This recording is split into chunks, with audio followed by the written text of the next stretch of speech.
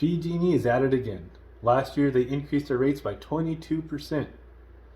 And between now and the end of 2026, our rates are going to be increased another 22% on top of that. Put it together, and it's a total of 49% increase in our PG&E bills between 2022 and 2026. Bye, PG&E. All right, so if you are moving to the Sacramento area or within Sacramento area, you should know that Sacramento, anything in Sacramento County, is not covered by PG&E. You're going to get your electricity from SMUD. That's the local muni electric company. Okay, so you're safe from PG&E living in Sacramento County. But there are a couple areas that are really popular in the Sacramento area that people are moving to from other places outside the county, especially the Bay Area. And so I want to make sure you know that some of these areas are covered by PG&E, and you actually have good alternatives to those towns if you really don't want to have PG&E. Let's take a look at the map. All right, so the Sacramento area, as I said, is SMUD, not PG&E. So you're safe from PG&E in most of this area on the map. But the highlighted area is not safe from PG&E. Rockland is expanding very quickly. It's very popular. People are moving to there from outside the area. And people are moving to Rockland from within the area. Same is true with El Dorado Hills. Now, El Dorado Hills is expanding right now a lot, just like Rockland and Roseville and a lot of these areas on the outskirts of the Sacramento region with a lot of new developments. And so let's be clear here that if you're in Rockland, you are served by PG&E, and if you're in El Dorado Hills or Cameron Park, you are also served by PG&E.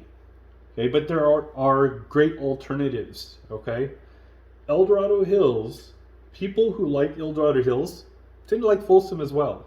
And to tell you the truth, there isn't much difference between El Dorado Hills and Folsom where they come together. The neighborhoods in Folsom are very similar to the neighborhoods in El Dorado Hills, just across the border.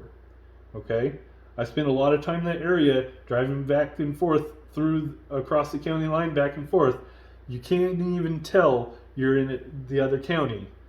Okay, you can't even tell you crossed from Sacramento County to El Dorado County and back unless you saw the signs, or you know that that's where the county line is. Okay, that's how similar the areas are here. Okay. All right, and then the same is true of Rockland and Roseville. The areas where Rockland and Roseville come together, the transition is seamless. You can't tell you're in Rockland leaving Roseville unless you saw the sign saying you've entered Rockland, and vice versa is true. Okay, so if you really hate PG&E, you like the Rockland area, or you hate PG&E and you like the El Dorado Hills area, maybe instead of El Dorado Hills, you look into moving to Folsom, and instead of Rockland, you look into moving to Roseville. Okay? And another benefit of that is Roseville is a little bit cheaper than Rockland, and Folsom is a little bit cheaper than El Dorado Hills, so it helps you financially that way as well.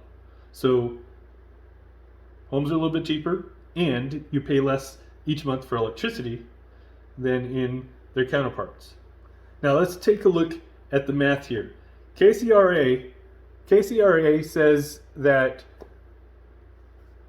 22% plus another 22% is a total increase of 44%. And that's wrong. That's wrong. When I saw this image that they had on their broadcast, I was like, they don't know how to do math. All right, let's take a look at the math and how it really works. 22% added to your PG&E bill, and then another 22% added to that does not equal a 44% increase in your bill. It actually equals about 49% increase in your bill.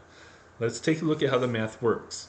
We are compounding the percentage, 22%. We're not adding it together. We're compounding it. So it's $10.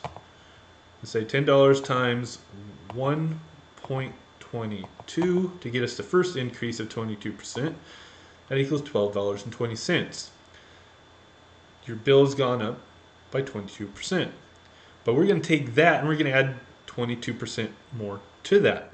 So we're going to take that total and multiply it times 1.22 again. And we get $14.88 as your PG&E bill. Now when we divide that by the original amount our bill started out as, $10, you'll see how much it increased percentage-wise.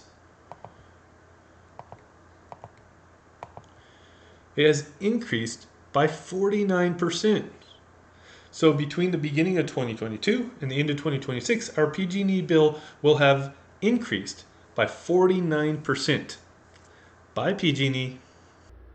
So you see, 22% upon 22% is actually just short of 49%. So it's a 49% increase in our electricity bill between the beginning of 2022, so last year, and 2026.